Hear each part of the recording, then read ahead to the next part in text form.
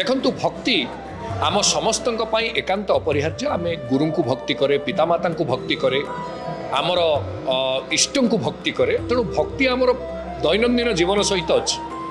मन को मंथन कले जेमिति क्षीर को मंथन कले ता भितर घी बाहरे, घृत जोटा सबुठारु उत्कृष्ट सेटा बाहरे, सेमती मन को मंथन कले मनोमंथनरु भक्ति निश्चित उद्रेक हुए एवं से भक्ति ईश्वर को प्राप्ति करिवार सबुठारु बड़ माध्यम हुए। सेइथिपई कहागला सा परानुरक्तिरीश्वरी। सांडिल्य भक्ति सूत्र कहिले भक्ति होउची ईश्वर प्रति अनुरक्ति भाव प्रकाश करिवा।